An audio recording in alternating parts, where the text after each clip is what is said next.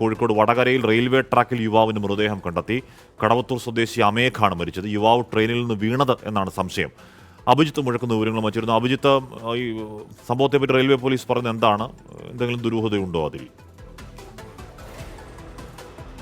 അഷ്മി, രാവിലെ 10 മണിയോടടുപ്പിച്ചാണ് വടകര കരിമ്പനപ്പാലത്തെ റെയിൽവേ ട്രാക്കിന് സമീപത്ത് ഈ യുവാവിന്റെ മൃതദേഹം കാണുന്നത്. അതിലൂടെ പോയ ചില തൊഴിലാളികളാണ് സ്റ്റേഷൻ മാസ്റ്ററെ വിവരമറിയിക്കുകയും തുടർന്ന് പോലീസ് ഇവിടേക്ക് എത്തുകയും ചെയ്തത്. നിലവിൽ മൃതദേഹം അവിടെ നിന്ന് മാറ്റുകയും ചെയ്തിട്ടുണ്ട്. ഇദ്ദേഹത്തിന്റെ പേര് അമേഘ് എന്നാണ്, കടവത്തൂർ സ്വദേശിയാണ് എന്നാണ് പോലീസ് നൽകുന്ന വിവരം. ഇയാളുടെ കയ്യിൽ മാഹിയിൽ നിന്ന് ആലുവയിലേക്കുള്ള ടിക്കറ്റ് ഉണ്ട്. ഒരുപക്ഷെ ഈ ട്രെയിൻ യാത്രക്കിടെ പുറത്തേക്ക് തെറിച്ചു വീണാകാം ഇദ്ദേഹത്തിന്റെ മരണം സംഭവിച്ചത് എന്നുള്ളതാണ് പ്രാഥമിക നിഗമനം. ഏതായാലും അക്കാര്യത്തിലൊരു സ്ഥിരീകരണം നിലവിൽ പോലീസിൽ നിന്ന് ലഭിക്കേണ്ടിയിരിക്കുന്നു. മൃതദേഹം നിലവിൽ പോസ്റ്റ്മോർട്ടം നടപടികൾക്കായി ആശുപത്രിയിലേക്ക് മാറ്റിയിട്ടുണ്ട്.